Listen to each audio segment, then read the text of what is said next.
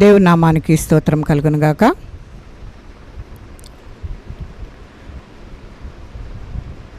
ఇప్పటి వరకు మనం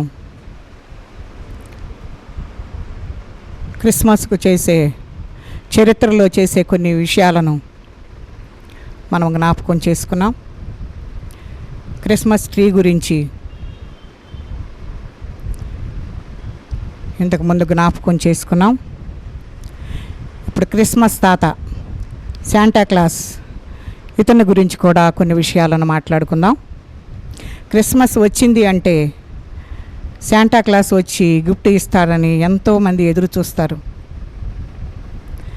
తెల్లగా జుట్టు, తెల్లటి గడ్డం, ఎరుపు తెలుపు రంగుల దుస్తులతో ఒక టోపీ పెట్టుకుని బహుమతులు ఇస్తూ అందరినీ ఉత్సాహపరుస్తూ అందరినీ సందడి చేస్తాడు. శాంటాక్లాస్గా పిలువబడుతున్న ఇతను అసలైన పేరు సెయింట్ నికోలస్. ఇతను క్రీస్తు శకం 270లో మార్చి 15వ తేదీన టర్కీలో జన్మించినట్లుగా చరిత్ర మనకు తెలియజేస్తుంది.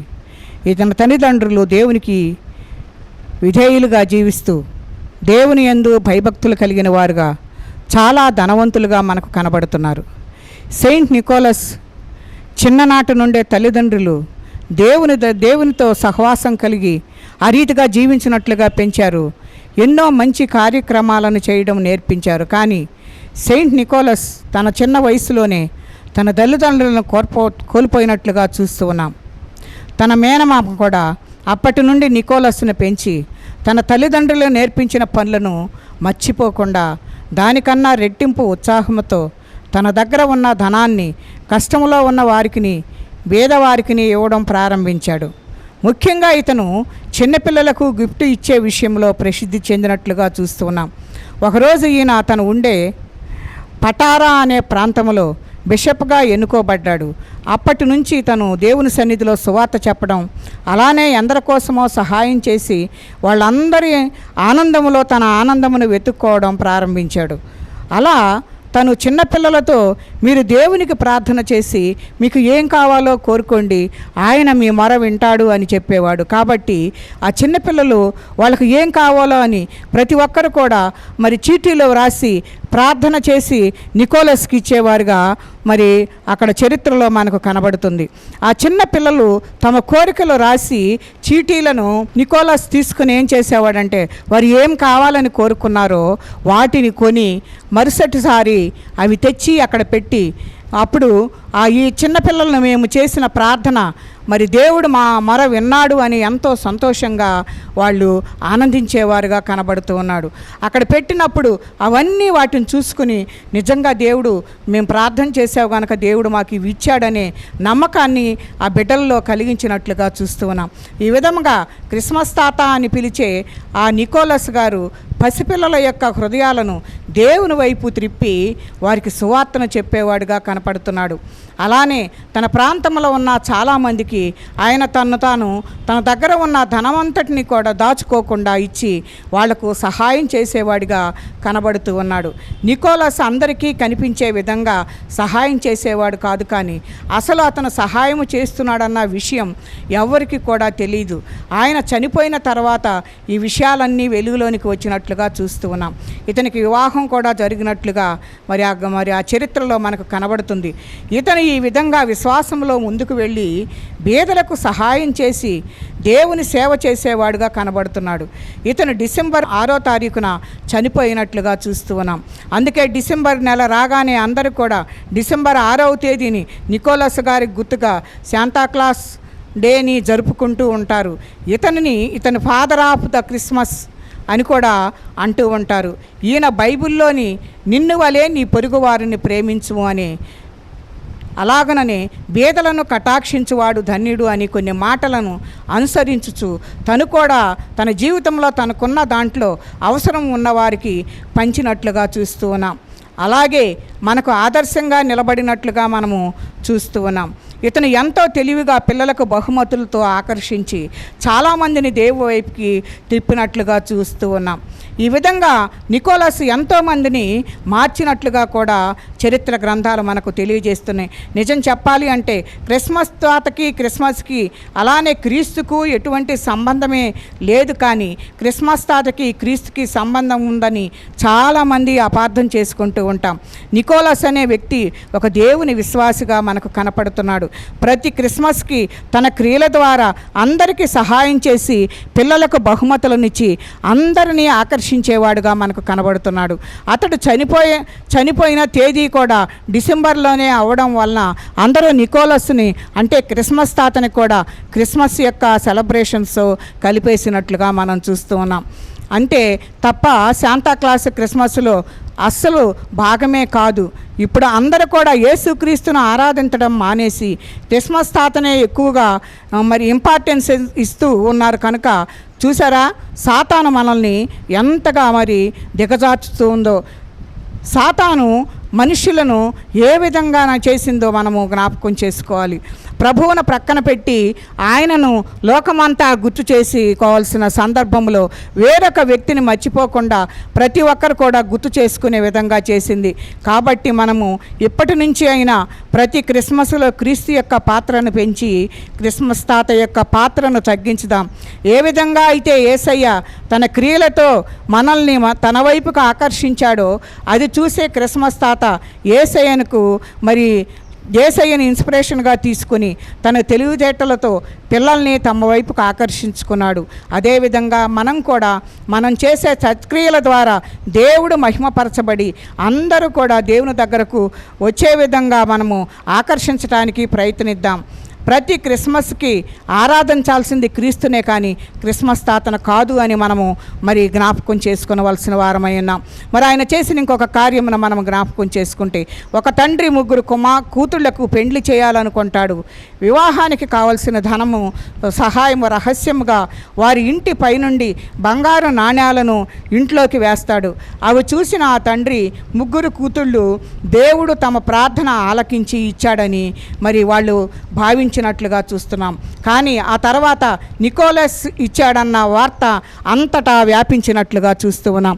ఈ రీతిగా దేవుడు ఏదైతే వాక్యంలో మరి బోధించాడో మరి నిన్ను వలె నీ పొరుగువారిని ప్రేమించమని అన్నాడు. అదే రీతిగా మరి వారి యొక్క బాధల్లో పాలుపంపులు పొందమని అన్నాడు కదా. అందుకని తనకున్న ధనాన్ని తను దాచుకోలేదు. బైబిల్ గ్రంథంలో లూకాసు వార్తలో చూస్తే తనకున్న ధనాన్నంతటినీ కూడాను ఆయన కొట్లలో కూర్చుకున్నాడు. చాలలేదని మరలా కొత్తగా మళ్ళీ గదులు ఏర్పాటు చేసుకుని వాటన్నిటినీ సమకూర్చుకుని అంటున్నాడు కదా, నా ప్రాణమా తినుము త్రాగుము సుఖించుము అని అంటున్నాడు. అప్పుడు దేవుడు ఏమన్నాడో తెలుసా, ఓరి వెర్రివాడా, ఇప్పుడే నీ ప్రాణం పోతే ఇవన్నీ ఏమైపోతాయి అని దేవుడు ఆ ధనవంతుడితోటి మాట్లాడుతూ ఉన్నాడు. పేదవారైనప్పటికీ మరి లాజర్ను మనం జ్ఞాపకం చేసుకుంటే ఆయన తిని పడవేసిన రొట్టె ముక్కలతోటి సంతృప్తి పడి మరి పరలోక రాజ్యంలో మరి అబ్రహాము కుడి ప్రక్కన రొమ్మున ఆయన కూర్చుని ఉన్నట్లుగా మనం చూస్తున్నాం. మరి ఆ ధనవంతుడైతే అగ్నిలో మలమలలాడుతూ మరి అక్కడ కనపడుతూ ఉన్నట్లుగా మనం చూస్తూ ఉన్నాం. ధనం కలిగి ఉండటం గొప్పతనం కాదు, కానీ ధనవంతులను దేవుడు ఏమని పిలుస్తున్నాడు అని అంటే ఓరి వెర్రివాడా అంటున్నాడు. మనందరినీ దేవుడు వెర్రివాడ అంటలేదు, ఎందుకంటే మనం ధనవంతులము కాదు, కానీ సమృద్ధి కలిగిన జీవితం మనం జీవిద్దాం. ఎందుకు అని అంటే అలాంటి పరిస్థితులు మనకు వచ్చినవంటే మనం ఏమంటామంటే దేవునిని మర్చిపోయి మరి ఆ ధనవంతుడిలాగా నా ప్రాణమా తినుము త్రాగుము సుఖించుము అంటున్నాడు. అవి ఎవరికి పెట్టడానికి కూడా ఆయన ఇష్టపట్టలేదు. తన దగ్గరకు వస్తున్న పేదవాడిని కూడా ఆయన జ్ఞాపకం చేసుకోలేదు. కానీ తన ప్రాణానికి చెప్తున్నాడు ఏమనంటే తిను త్రాగు సుఖించు అంటున్నాడు. దానివల్ల మరి ఒకడు లోకమంతా సంపాదించుకుని ప్రాణం పోగొట్టుకుంటే ప్రయోజనం ఏమీ ఉండదు. కనుక మరి ఈ శాంతాక్లాస్ ఏం చేశాడు, నికోలస్ తనకున్న దాన్ని అంతటిని కూడాను పేదలకు పంచాడు, అవసరతలో ఉన్నవారి కొరకు ఇచ్చాడు, చిన్నపిల్లలను ఆకర్షించుకొని దేవుని వైపుకు త్రిప్పాడు. మరి నీ జీవితం ఎలా ఉంది? మనకు ఉన్న దాంట్లోనే ఇతరులకు ఉపయోగకరంగా అవసరతలతో ఉన్నవారి కొరకు మనము సహాయం చేసేవారిగా ఉండాలి. మనము కూడాను అలాంటి పనులు కనుక మనము చేసినట్లయితే దేవుడు నిన్ను నన్ను కూడాను మరి వాడుకోవటానికి ఇష్టపడతాడు. ఆ నికోలస్ ఏ రీతిగా తనకున్న వాటన్నిటిని కూడాను పిల్లలకు ఇచ్చి పిల్లలను దేవుని తట్టు త్రిప్పాడు. ఎన్నో మరి బాధలలో ఉన్నవారికి, ఎన్నో అవసరతల్లో ఉన్నవారికి తెలియకుండా ఆ సహాయంలో చేసినట్లుగా మరి వారి యొక్క చరిత్రలో మనకు తెలియచేస్తూ ఉన్నాయి. ఆయన కంటే గొప్పవాడు మన దేవుడు కనుక మనము దేవుని వైపు చూడాలి, దేవునితో సహవాసం చేయాలి.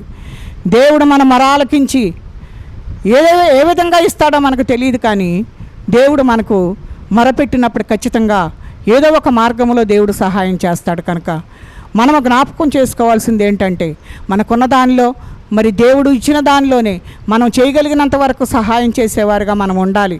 ఆ నికోలస్ లాగా ఉన్న ధనాన్ని జాగ్రత్తగా పెట్టుకుని దాచుకోలేదు, కానీ మరి ఆ ధనవంతుడిలాగా తను ఏం చేశాడు అంటే అనేకులకు ఉపయోగకరమైన ఆదర్శవంతమైన పనులు చేసినట్లుగా చూస్తూ ఉన్నాం. యేసయ్య కూడాను మనకు ఈ లోకంలోనికి వచ్చి ఆ క్రియల ద్వారా మనల్ని ఏ రీతిగా మరి స్వస్థపరచటం కానీ, మరి ఆయన ఆర్థిక పరిస్థితుల్లో మరి దేవుడు అన్ని రీతులుగా సహాయం చేస్తూనే వచ్చాడు. ఆయన క్రియల ద్వారా మనం నేర్చుకోవాల్సినవి చాలా ఉన్నాయి. కనుక దానిని ఆదర్శంగా తీసుకునే నికోలస్ ఈ రీతిగా మరి సహాయం చేయటానికి ఆయన మనసు కలిగి ఉన్నాడు. కనుక మనము కూడా దేవుని మనసు కలిగి దేవునితో సహవాసం చేస్తూ దేవుడు చేసిన ఆ క్రియలను మనము జ్ఞాపకం చేసుకుంటూ మనము కూడా ఆ రీతిగా ఆ క్రియల ద్వారా అనేకులను ఆకర్షించేవారుగా ఉండాలని దేవుడు ఎదురు చూస్తూ ఉన్నాడు. కనుక మనందరము కూడా అట్టి స్థితిలోనికి వెళదాం. అట్టి కృపా పరిశుద్ధాత్మ దేవుడు మనకు తోడై ఉండి నడిపించునుగాక. ఈ చిన్న మాటలు దేవుడు మన వినికిడిలో దీవించి ఆశీర్వదించునుగాక. ప్రార్థన చేసుకుందాం.